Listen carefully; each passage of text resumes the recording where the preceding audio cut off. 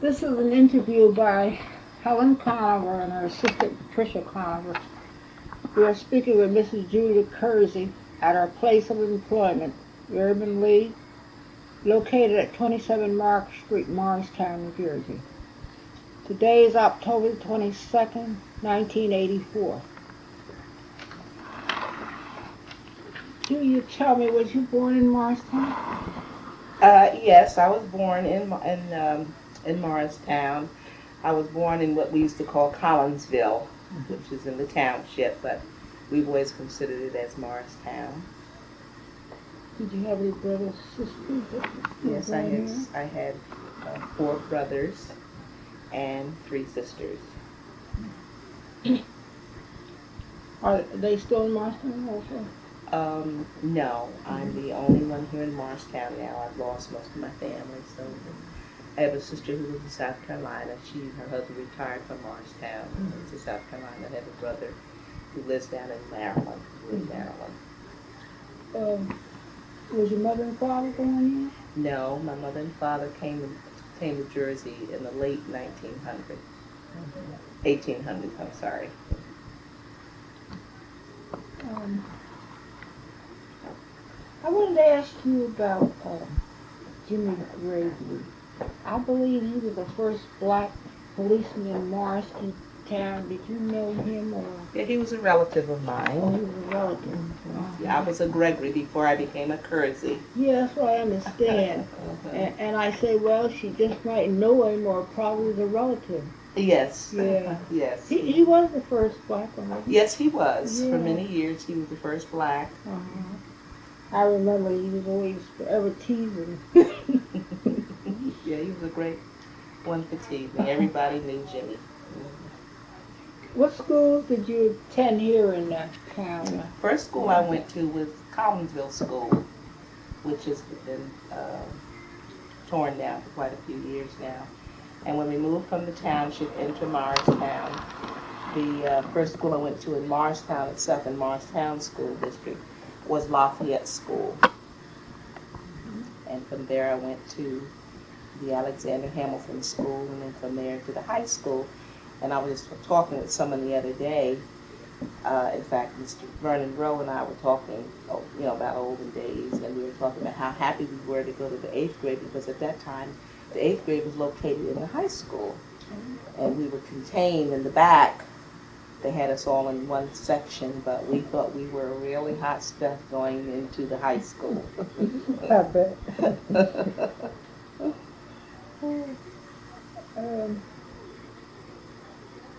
What about your typical school day way back then?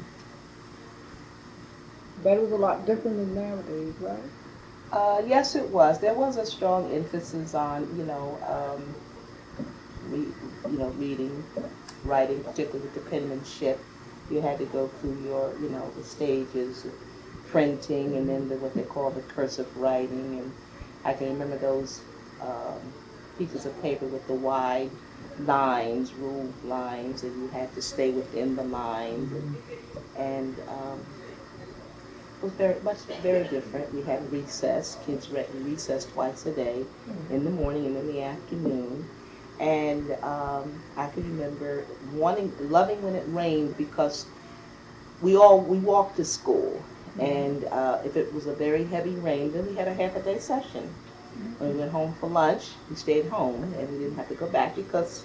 Bet you like that. Oh, that was fun. Yes, that was fun. Were you too young to remember the Depression, Julia? No, I don't. I wasn't too young, because we lost our home at the peak of the Depression, and that's when we moved from Collinsville down into Morristown at that time. That was back in 1933. And yes, I can remember at the old schoolhouse, which is now the Planned Parenthood, but at that time it was the Speeble Avenue School. Then they had phased it out, and then they used to have what they called the WPA, and they had a sewing room, and I can remember some of the women, particularly the black women and a lot of the Italian women, who used to go there and work up in the sewing room. and you would go up and they would distribute food, like milk and fruit and things like that to people who qualify. Because I remember those days. I didn't know whether you were too young to remember that era or not. What are your memories of World War II? Did you work in any of the defense plans? No, I didn't. My brother, I had one brother, and two of my brothers were in the service. One was in the Navy, and one was in the Army. And I can remember, and also my girlfriends who were dating, and they had boyfriends in the service. Many of the young fellows, in fact, my class of 1944, a lot of them received their diplomas, even though they weren't there, because they had been inducted into the Army.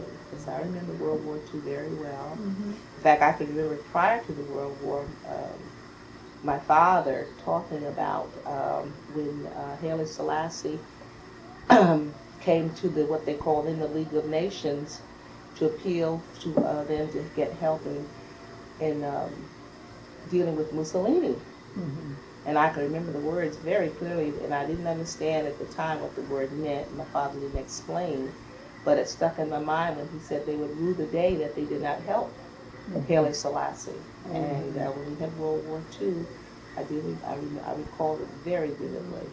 Funny how things like that come back to you, although you don't understand what they mean at the time. Yes. Then I guess you remember the rationing and sugar and different things. Oh, yeah, I remember those stamps and the meat stamps and the shoe stamps and the sugar stamps. And you couldn't get and nylon stockings. You couldn't get nylon stockings.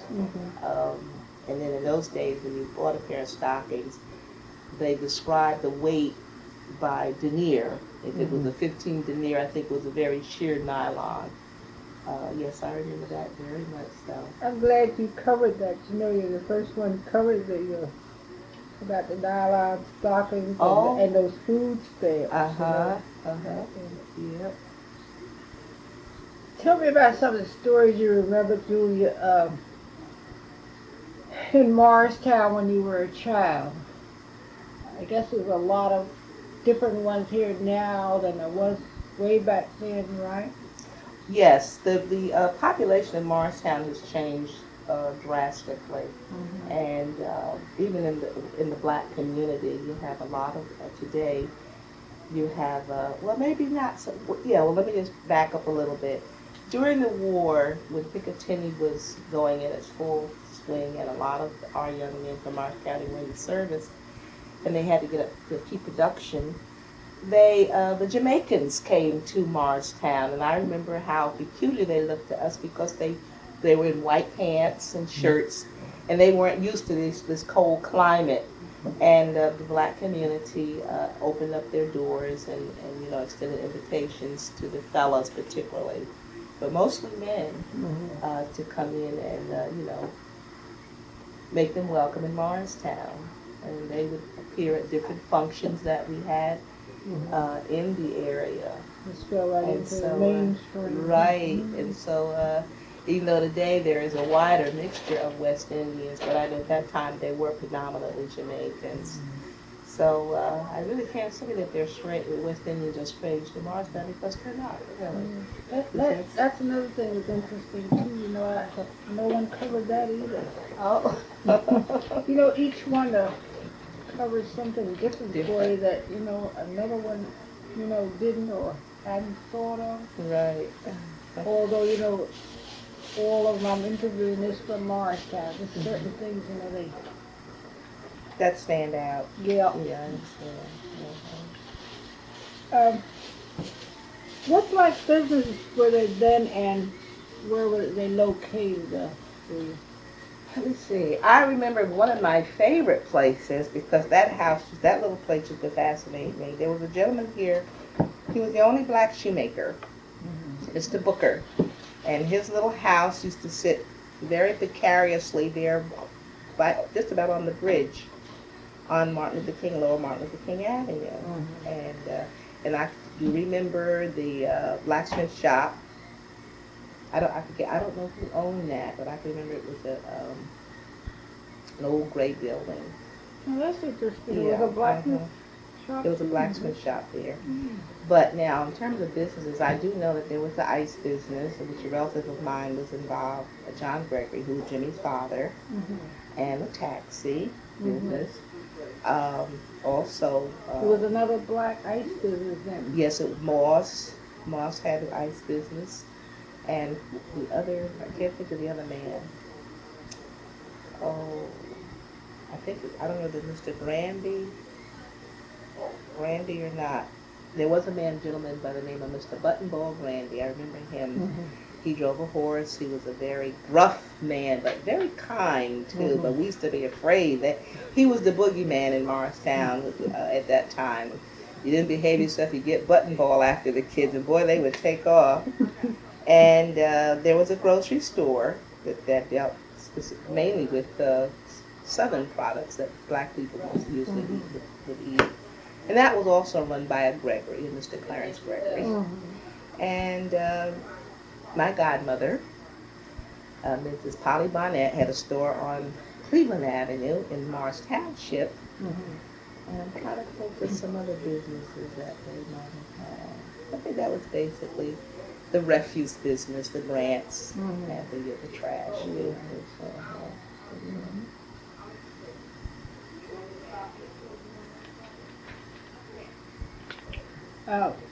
Who were the black doctors and dentists back then, and where were they located?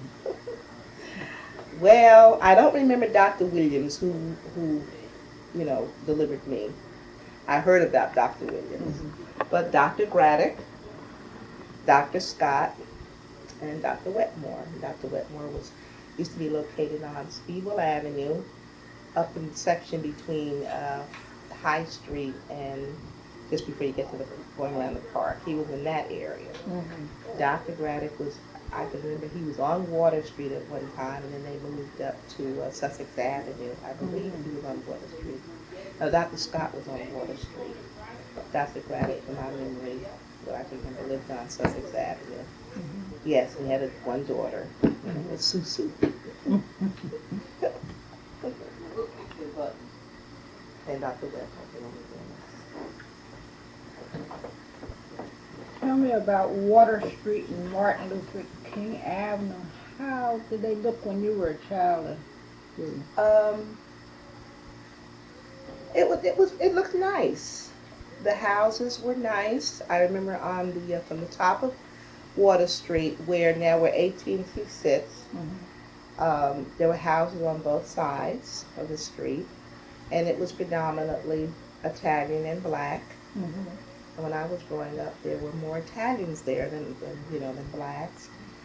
But everyone had a nice yard, and I thought the house that I lived in there on Water Street, when we came from Collinsville into the town, we settled in a house there on Water Street, and our house sat in the back, quite a ways from the street. And the brook was right there in practically my front yard. And it had two big trees on each side, and everyone had gardens. You were always, in the summertime, you always had gardens. And two people used to come around. I can remember vividly. There was I don't know what his nationality was. He might have been Lebanese or one of the people from one of those Middle Eastern countries. And the fish man, he used to push a cart, and you'd go out and you'd get your fish. He would come around on Thursdays and Fridays, and you got your fish. And the other gentleman with this, he had I think it was what they call a Model T Ford, and he used to sell women's lingerie. I remember that. And he would, make the different visits, and people, I guess, would buy it on time, paying 50 cents down and a quarter a week or whatever. But I remember those two individuals coming around. There's always some kind of excitement going on. And the Iceman would come, and the vegetable trucks would come, and it was always kind of fun.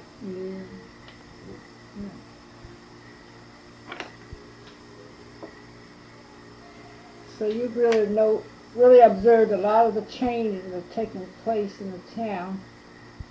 Tell me what you've noticed most. Well, I think the thing that always takes my attention when I do go out is looking at those tall buildings on Speedwell Avenue, looking at the tall buildings on Speedwell Avenue where the Central Headquarters Plaza. Mm-hmm. And I somehow have a difficult time reconciling Morristown the way I knew it as a young child growing up, and those ultra modern buildings. So tall. Yes. I was just mentioning to someone that who took me home last night, we were discussing the town, and I said, whenever I come down High Street and I just look up and see those tall buildings, I always think I'm in some little side street in New York and I'm coming around the corner and there, bang in front of me, all these tall buildings, And it's just the tunnel vision I have, but it always, it's always strikes such an odd note to me. Yeah. And it just should not somehow or other be there. Well, I don't know, somehow I thought probably it didn't have to be any higher than Bamberg. Sort of throws things off, don't it? It sort of throws it off balance somewhat.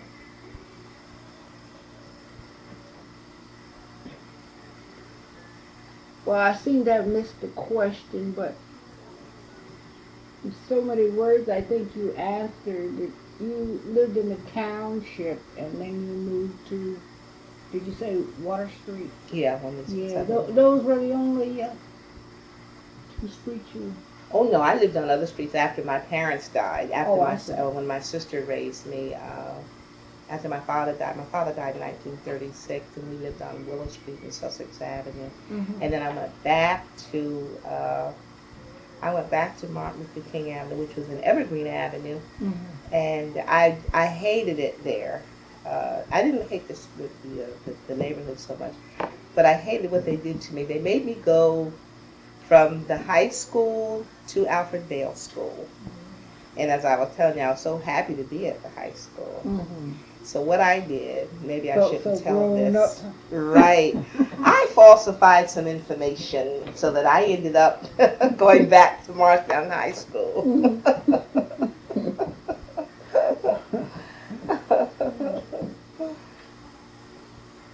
And in those days, I worked here, and housing is a very crucial problem here.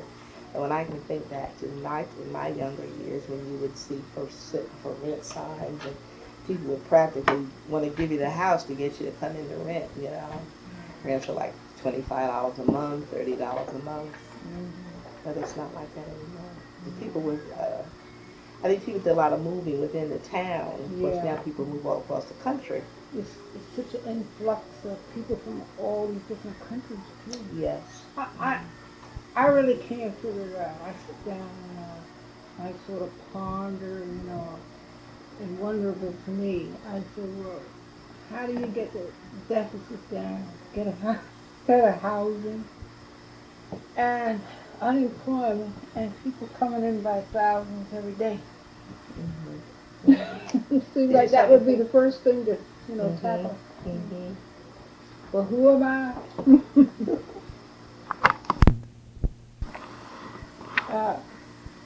Judy, how did you get started in the Urban League?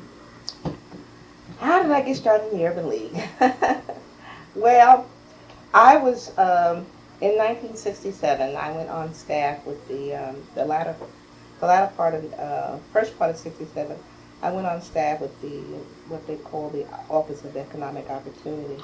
And at that time, that was really at the peak of when all the civil rights movement was taking place, and people were becoming very, civic-minded. And I became very much involved in town, in community organization work. Mm-hmm. And then I came on the board of directors of the Morris County Urban League. Mm-hmm. And during that time, they had a new director, Mr. Earl Phillips, who was moving the Urban League, forward into the future. Mm-hmm. And this Urban League was one of the first to have a demonstration project called what they call outreach workers, and they held an outreach seminar. Mm-hmm. And I attended as a representative of OEO, but I also attended as a representative of the Urban League Board of Directors. And at that time, I didn't know that Mr. Phillips was putting together an application to do a project called Project Enable. for Morristown Urban League. And the project was tailored on the government's Project Enable, that was very successful. It was so successful that they phased it out. And Project Enable really basically was helping people learn how to speak for themselves, to take control of some of their circumstances. He asked me, would I like to come on staff as opposed to being on the board? And I said, well, I'll think about it. And I thought about it for a few seconds, and I said yes. So then he asked me would I pick somebody who I felt that I could work with, because there was the proposal called for 2 people. And I picked a friend of mine who is now deceased.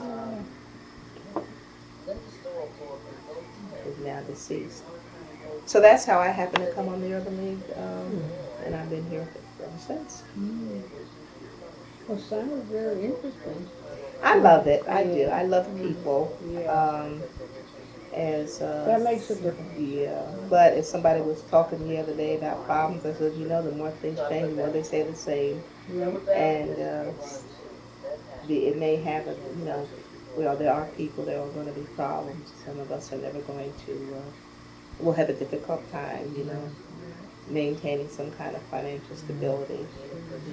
I know what you mean. And there are others who had it all my life. Yes, that's right. Still to believe. Some families sort of forge ahead, you know what I mean? Well, they, get to really see better days, but it's like, for me it's sort of just stays one way, especially financially.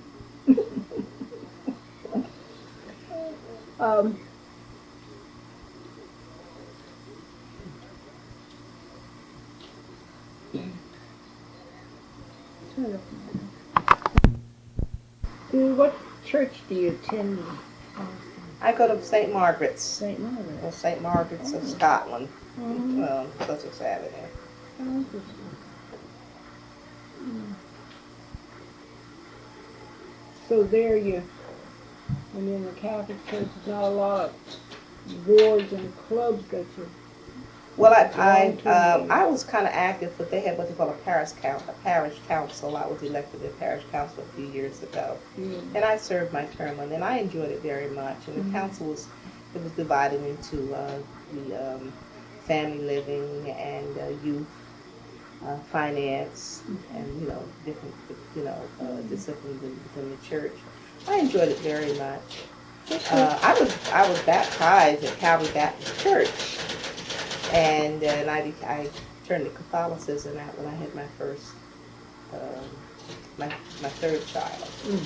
And it was done because I was concerned about the way the school, Lafayette School, was going. There was a lot of problems. It was typical of what you hear today about the all-black school. So I was very concerned about that and my children not getting an equal education, a good education. So I turned to the Catholic school, and the sister when they interviewed me, she said, well, if you're going to send your children to school, why don't you learn a little bit something about the faith? And of course, at the time, I didn't realize that was her way of converting, But I haven't regretted it. I learned a lot, and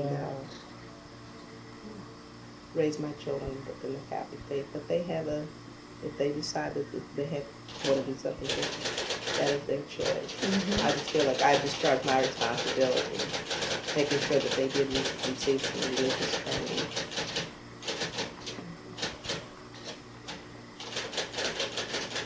I was wondering about Morristown Library. Said that you were talking about an international play at one time, and she asked me to ask me, have you ever considered putting it on? She thought it would be kind of interesting. We have a young lady here who was a Morristonian young lady who graduated from Morristown High School, and she's working on the staff now. She's involved with our education department, and she's very much involved with children. And we were talking about the possibility of the school children writing and developing and writing and putting together a play to be done during Black History Month. And something that was kind of geared to our, our culture. I think the library is a wonderful resource, for the town. And I really would like to see more blacks use it. That library is very important in my growing up years. I used to go there as a very young child. So it's always been a part of my life. And I've spent many, many happy hours there. And I still enjoy it. It's the most restful place in the area. And I do think that our director is very interested in the community and doing a wonderful job. Yeah. I didn't have any idea what she's talking about, so I said, well, shall I tell her you told me to ask her? She said yes. Michelle and I discussed it, and then of course we've had staff changes, and we're into other things, and might be something that we just might be able to do. Maybe not put it on this coming, because we're in time constraints right now. But I think it's something that we could really look at. Yeah. She'll probably be glad to know that. Yes. She also said to ask you about your father's political views. I imagine this was something you both had discussed at some time. My father was a Democrat at a time when it was not very popular to be a Democrat. Morris County still has a very strong Republican, very heavily Republican. Yeah.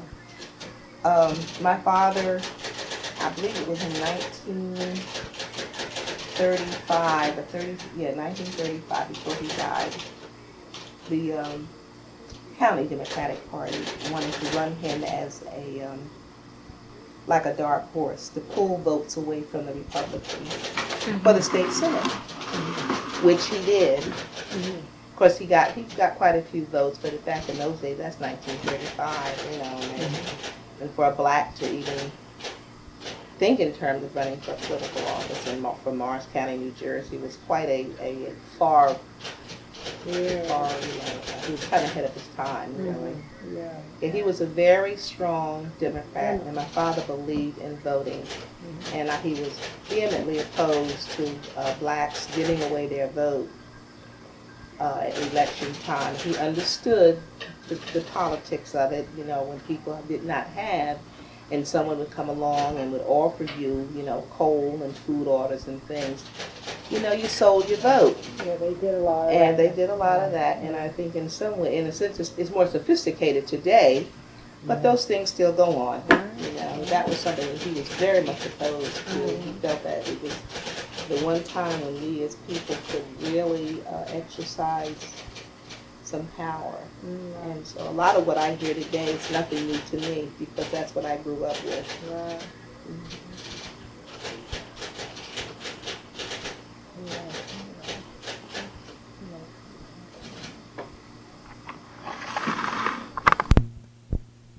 Research for Richard Martin. And I went to the county courthouse to look at the records of blacks, the children of slave women who were born in the area. And I think the thing that impressed me most was two things. The way it was recorded on scraps of paper, like the man of the house would tear up a piece of paper from the pad.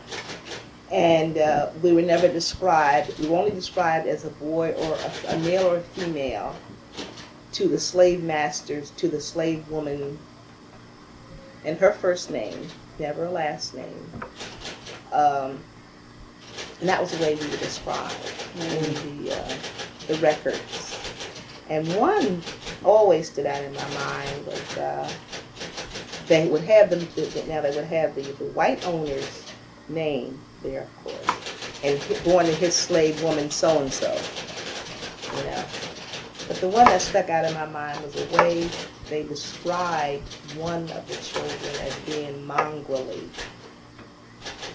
This female child was born to this slave woman so-and-so, gave birth to this mongrelly. And when I found myself, I was crying.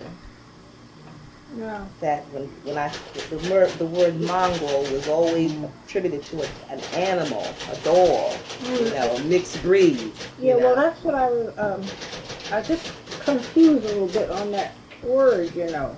Yeah, I see where you're coming Mhm. from now. Yeah, that was the way they described this child, a Mhm. human being, Yeah.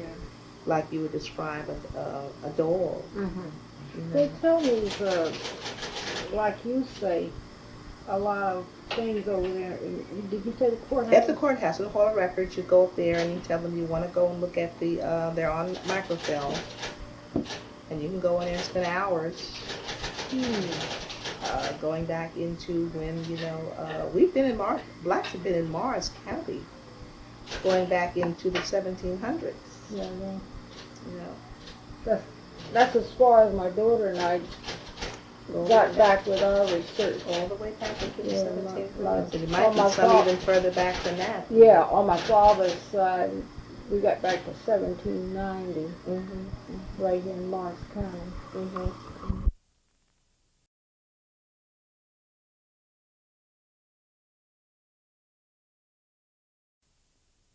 And I wanted to find my parents' grave, so I went inside, and they got the book. And to find out where my parents were located, I gave them the year that that they had died. And looking at the map there, and the way it was sectioned off, and I saw so many names of black people that I knew as a child growing up, you know. And they were all buried down in the back where the cemetery was never properly kept. And That's where my family is too. yeah. And I've since learned that talking to again Mr. Rowe, he was saying that the state law says now 15% I think of your burial expenses has to go to the maintenance of that's a state law, so they wouldn't even dare now not keep the area nice. The grass is trimmed. Well, at this time, it looks better than it did one time. Much better. Because I can remember at one time the grass used to grow. Oh yeah, that was the grass was leveled all the way down, Yeah. and they put new grass in. It was very well kept, very clean. The big rocks and chunks are taken out. It's all smooth. But I can remember as a child playing in the cemetery and looking for my hunting for my parents' grave, and it was always in weeds, and and then of course it took the Memorial Park, Heavenly Rest Memorial Park, and the fact that black people started in the late 1940s, very early 50s, when Heavenly Rest came into existence, and people started buying out there, and even it's sad to think that money even plays a part in changing things in terms of how people change their minds. But then they started allowing black people to be buried up on the main part of the graveyard. I was surprised when someone told me that they had the part up there where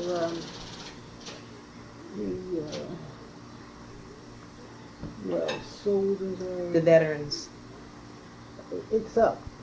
Oh yes, it's Yeah. one of the most beautiful parts. My husband and my brother are buried there. Oh, they are? And quite a few other blacks are buried there. Yes, one of the most. It's just like on a knoll. Yeah, I didn't know anything about that. And you see the Someone flagpole told me, there. Yeah, it's beautiful. And of course they have the markers are the same. They have the white marble markers, which the government makes. Yeah. And that's the only time they allow there, because the government, the armies, and the services are uniformity for uniformity purposes, which makes it look nice, and everybody has the same marker. But it's a beautiful spot there in the cemetery. It's I'll have to look at that sometime when I'm over there. Yeah, Morristown had its share of segregation. The theater. And the ice cream parlors, and people used to call it up south. I know what you mean. Such nonsense that Right. But that is strange that a lot of people just think those things went on down south. Like you say, It was up to It's too. here. It's Yeah. very subtle. Yes. Very subtle. Yeah. I can remember an incident in my in the fourth grade in February in fourth grade. I had a teacher. Well, maybe I shouldn't call her name because I'm on tape, right? Anyway, my fourth grade It's teacher. history. Just Okay, her name was Come on Miss Sharp. Miss Sharp was a nice little old lady, and her main thing was she loved nature, and she used to take us on bird walks. But I can remember very vividly one day when we were doing so-called history, you know, and Abe Lincoln's birthday. It wasn't Black History now, it was Abe Lincoln's birthday. It was in February. And I can remember asking her, raising my hand and asking her to tell me, wasn't there other things that Negroes did besides, you know, being slaves? And she became extremely angry with me and made me leave the room because I was impertinent. And I had to go down to the office, and the principal, whose name was by the name of Mr. Tregenza, sat on the office bench, and then of course I had to go home, and I had to come back with my father. And of course, when my father got finished explaining to them that it was not my fault, that the teacher did not know anything about, you know, our history, you know, that he took exception to him dismissing me like that because I wasn't being impertinent. I had a right to know. I had a right to ask a question. And it was not right for them to treat me in that manner. But I was allowed to go back to my class. But after that, I was hardly saying anything, you know. I know what you mean. Yeah, I can't. I'm not thinking her face. Very impertinent. Go to the office. And all I wanted to know was, didn't we do other things? Nope.